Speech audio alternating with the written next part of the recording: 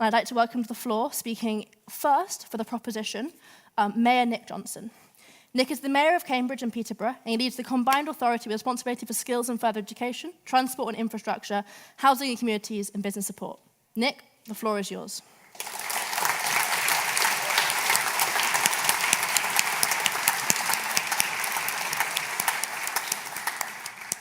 Thank you. This House has no confidence in His Majesty's government. Lara said it herself. For the first time in 70 years, His Majesty's government. I'm feeling pretty confident about the vote here. A monarch who had seen 15 prime ministers within 2 days of meeting the leader of this one was no longer with us. I don't think she had much confidence.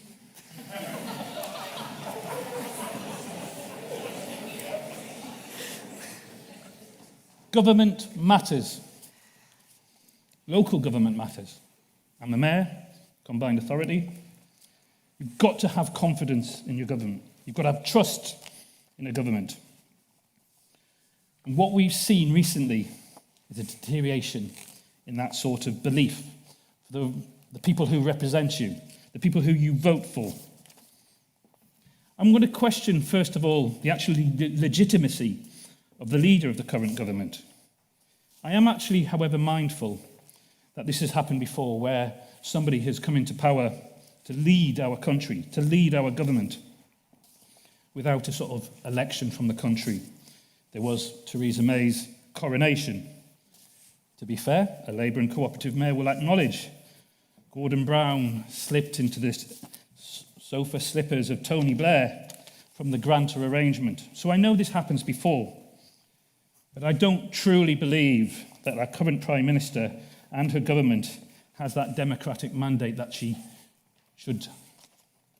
Point is that the current makeup of the 190 or so thousand members of the Conservative Party do not represent me, and I do not believe they represent many of you, and they certainly don't represent the country in a demographic which is, to be fair, I am of that, male, pale and stale. Not particularly ethnically diverse in terms of membership, but I will acknowledge there is an acknowledgement of their front benches shown changes over the last few years. So, we move on. I think this could be an open goal. You've got to break it down. I have confidence not in this government, just not this one. We have to think about who are we going to trust, or who are we going to be trusted by? I'm very proud to represent this area. And I wonder sometimes why, as a Labour and cooperative mayor, I had the benefit of winning so many votes. And I believe that was a year ago. And I think it's because there was something that was presented in a different way. And this is actually happening, where you as students and residents of this wonderful city and area are beginning to see a change in what people want out of government. And unfortunately, I don't think it's the government we have in national power at the moment. I'm going to throw out to you a date seared in my mind, an important date for this country, 1979. I was 10 years old. And that's when, to the credit of an enlightened Conservative Party, the first female Prime Minister of the country was elected.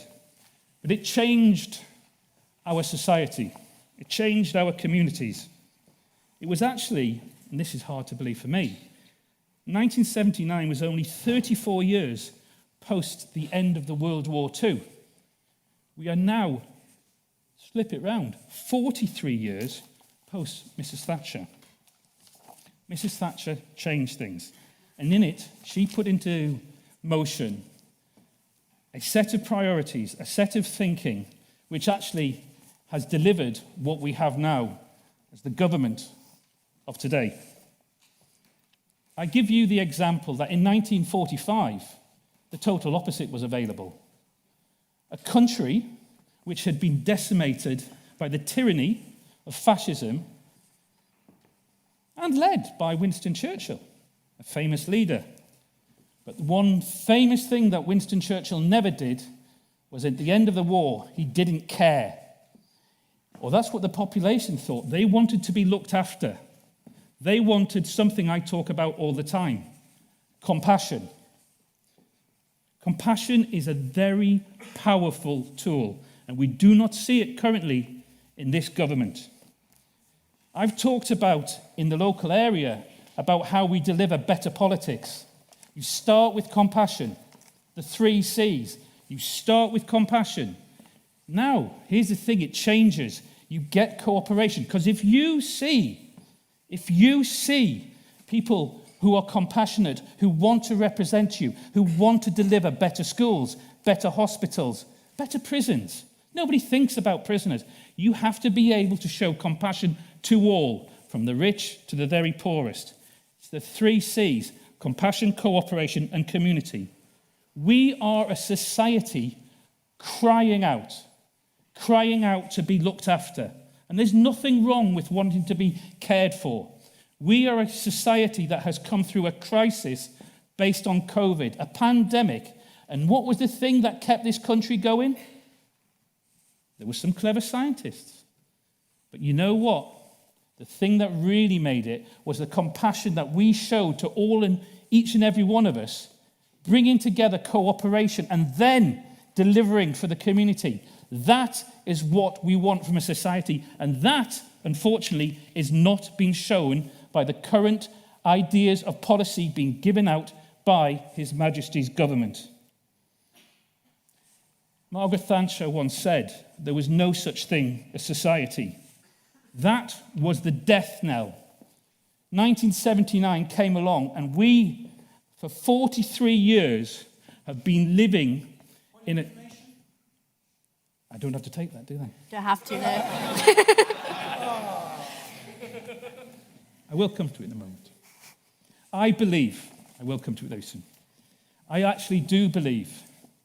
In the same way, and I'll turn it the other way around, in 1979, a time I do remember growing up in the northeast, a lot of people said that ambition of the Attlee government that would look after you, that would create a national health service, that would create an education system that we would all be proud of.